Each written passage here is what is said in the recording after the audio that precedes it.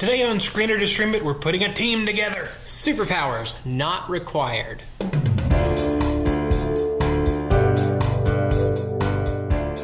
Deadpool is rated R for strong violence and language throughout, sexual references, and brief drug material. It is the ongoing story of Wade Wilson, aka Deadpool, continuing his killing spree of bad guys before the credits even roll. After one of his targets gets away, Deadpool goes into his equivalent of a depression and is then taken in by the X-Men.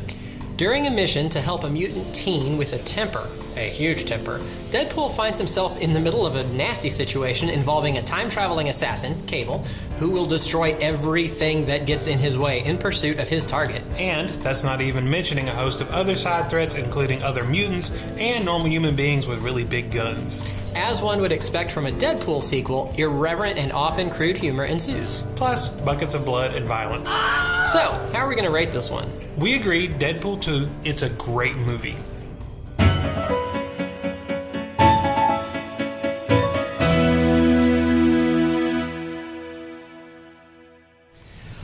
Awesome. So, oh my gosh, so much violence and bloodiness and meta humor, is that the word for it? Yeah, I guess Fourth wall breaks, that's what we called it back in the day in theater, when they look at the camera and say something snarky to the audience directly. And I love those. They are so funny. Although I've seen them done very badly, but every one of them had me laughing in Deadpool. I loved every one. Yeah, the fourth wall breaks were good, but there was also not only just references to himself, to the Marvel Universe, there was also a lot of just like random movie references, music references and things that I really enjoyed. But that's just like, you expect that from Deadpool. That's what we want. That's what we got from the first one. There was really only one that surprised me. And of course I found it hilarious and wonderful because it was a My Little Pony thing. Oh, but goodness. I did not expect that from Deadpool, but it was funny. Well, I mean, he drew rainbows and unicorns in the last one. Well, that's so true. You should He did. expect My Little Pony. Yeah. No, and so the weird thing is, Deadpool 2 is pretty much more of the same. Like, it's the first one rehashed. It's minus the origin story. Yeah, no origin story, but as far as like the feel of the movie, it feels just like the first one does. And that's not a bad thing. I mean, a lot of times it's not old, it's not stale, because it is funny. The jokes hit, the things he does are funny and crazy and zany, and that's good. What I was really surprised and things I really enjoyed were like the new characters, and honestly, the story is kind of to me. Like, it's been done a few billion times already. I mean, they put their own, it's X-Men and stuff, so you get their like mutant twist on it. But for the most part, And really, I think if the story had been there, this would have been just an amazing movie. Because the characters are good, the acting is well. Actually, the CGI is kind of junk at times to me too. There was some kind of stuff. Yeah. But if the story had been there, I really think this would have been just absolutely great. As it is, it was very good. It was very interesting. I don't know. Well, I probably shouldn't say characters because, I don't want to say some of them because they're kind of surprises and that would be spoilery things. But this one went and like doubled the budget of Deadpool 1. Wow. And I do believe that budget was probably spent on CGI and it shouldn't have been. That kind of let me down a little bit. Yeah, because that's like the first thing I'm thinking is, where could they have spent twice as much money on this? It was kind of more of the same. So I guess as far as getting bang for your buck, they got more bang for their buck on the first one for sure. Yeah. They had a lot more characters, so I'm sure that probably goes into, the cost. And several of the characters, so we know from the first one, Colossus is, he's metal and shiny and he's all CGI.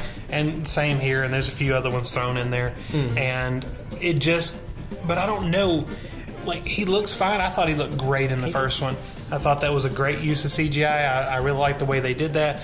And there were definitely a few moments, and it wasn't the entire time, but there were definitely a few moments in this one that was just like, ooh, that did not work well, or oh, that looked very CGI and kind of garbagey, and along with some of the other stuff that we can't say because it spoils it. And that is one of the problems talking about a movie that relies on the humor, the surprise humor. There's just a lot you can't say about it.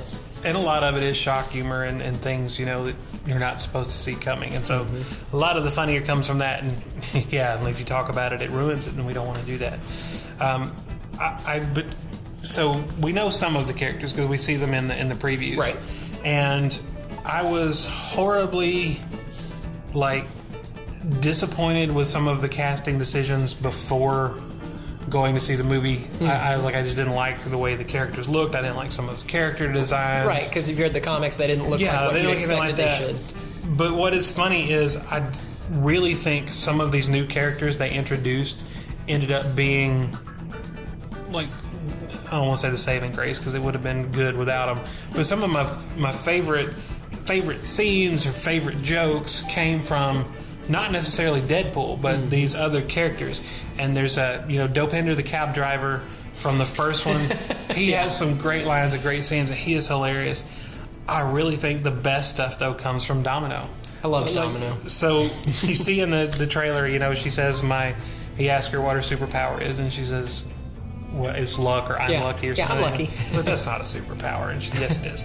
And it so is to her. Like, it is an extreme level of luck where just good things happen, things she needs to happen, and it's hilarious. Any normal movie you saw that happen in, you'd be mad because it's just like, what is this cheap Deus Ex Machina? But because that was set up that, no, I'm really lucky.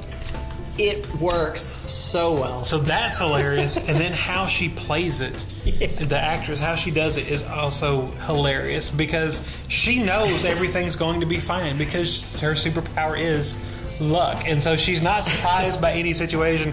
And like you said, all those Deus Ex Machina things that come in, she's not like, oh, it's just like, yep. Yeah. Because yeah. She knows it's going to come out all right because she does have that luck.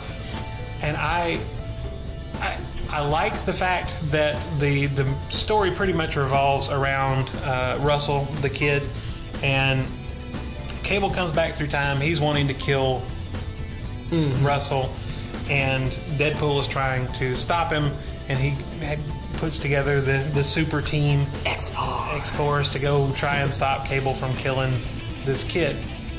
And he's a fat kid, and I like that. It's nice to see. A kid even says in the movie at one point, Deadpool's like, be a good guy, you can be a hero. And there aren't any fat heroes. And I was like, represent. So I did kind of like the fact that he was a plus-sized child and he got to be a main character in the movie. So I like that. He really did. Because, the whole story was revolving around him and that action. And, he was so angry. Man, he was angry. He had a reason, though. So, what did you think about Cable? Josh Brolin as Cable. I liked him. He almost was less of it than I thought he was going to be, which is weird because he was there. Like, he was constantly there, but somehow he seemed like less there than I expected, and I don't know why that struck me that way. I like the way he was played, fine. Though he could have probably used just a pinch more development. He had a backstory, but I just felt like I wanted a little more of it. Well, to me, so it's really Deadpool and Cable. Yeah. So if you don't know, like, everybody was super excited at the end of the first Deadpool. You had the post-credit scenes, and he said, "Oh yeah, Cable's coming."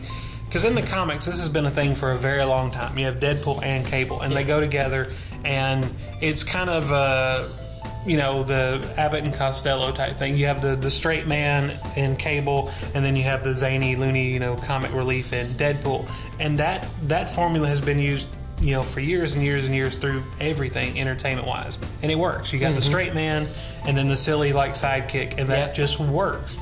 And that's really what Cable and Deadpool do in the comics. And so everyone was super excited, and I've heard nothing but good things about Josh Brolin's Cable, and everyone was really excited. And I was honestly a little bit let down, and I don't know if I was expecting too much, but like you said, he doesn't, for being in the movie almost the entire time, for being such a huge part in the movie, he's not really that big of a part in the movie. Which is weird because he was there, so I don't know why it felt that way. It just felt like his impact was not. I mean, and again, he does, like, it all revolves around him. He sets everything in motion. Yeah, he does. But for some reason, I just didn't feel like he was important to the story.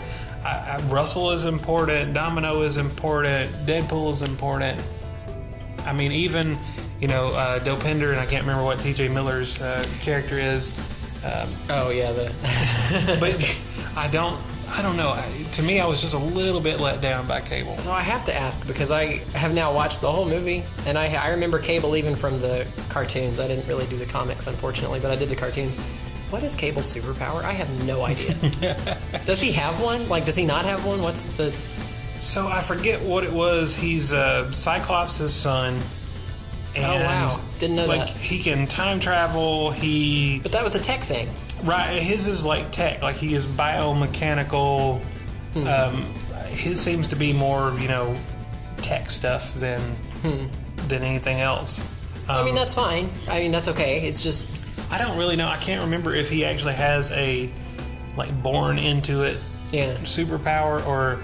I'm sure there's something got to be there, Wolverine has his regenerative ability that allows him to have the adamantium skeleton and things like that. So I'm sure there's got to be something there for Cable to be as much tech as he is and not, he is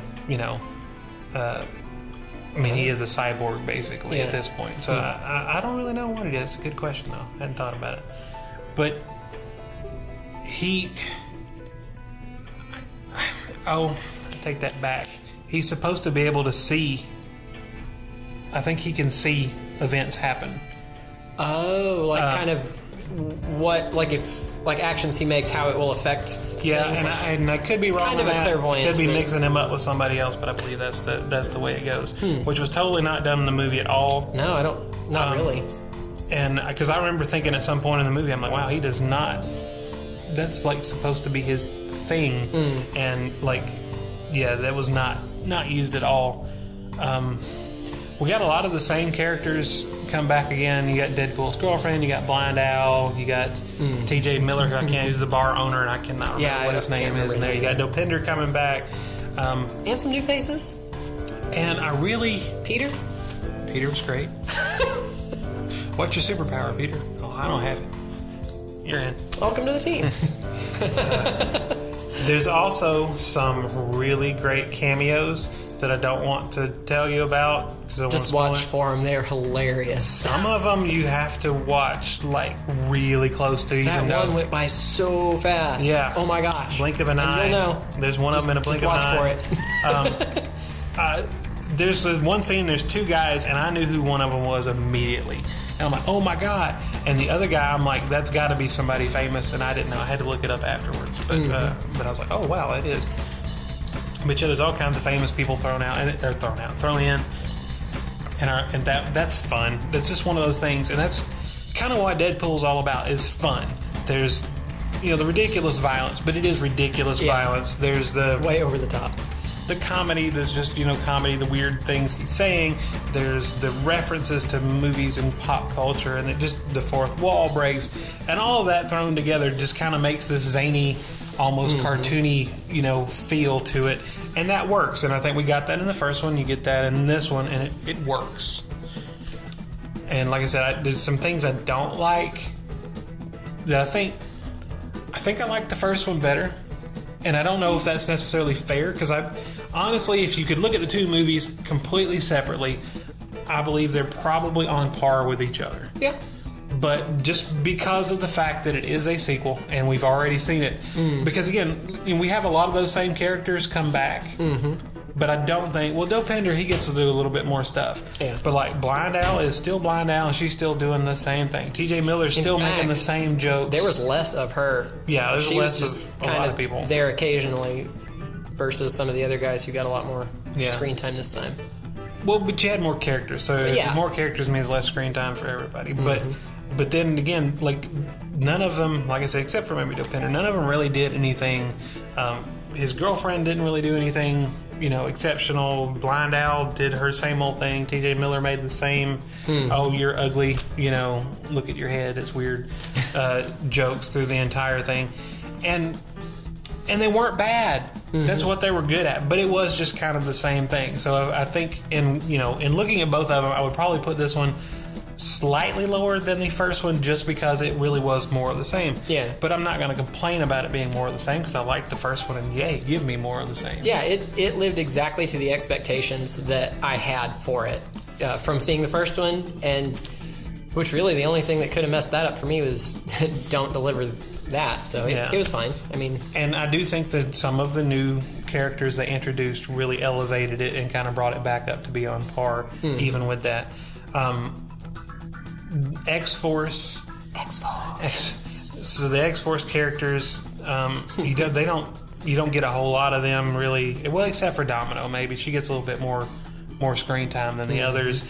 But the others are just kind of there. But what they do is funny. Yeah. Like Peter's funny. The Shatterstar and his 3 lines he got was funny. Just everybody was really good. Yeah. I liked the prison. So there's a scene in the mutant prison, and we get some new characters there, and they're all good. Yeah. But also at the same time, it just really feels like to me it suffered a little bit from the bigger budget. I think it suffered from it. We got more characters, we got a bigger, there's more explosions, more CGI, and I don't think it needs that.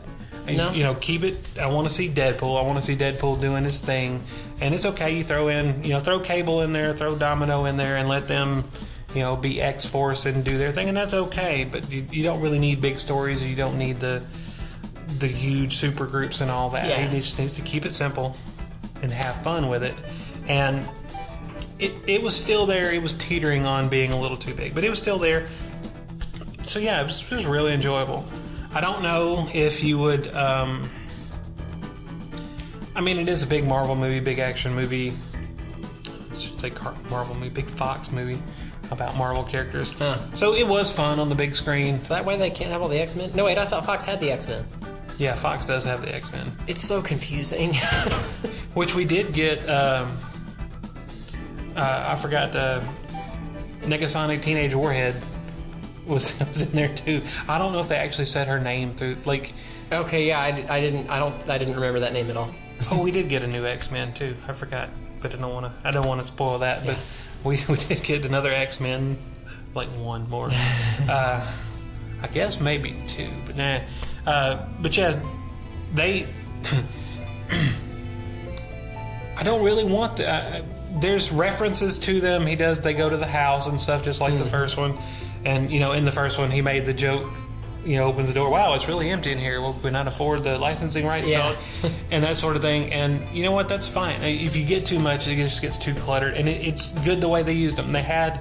They reference them. There's little peeks at them. Good. Keep that. That's good. I want to see Deadpool and his group. If I want an X-Men movie, let's do an X-Men movie. Yeah.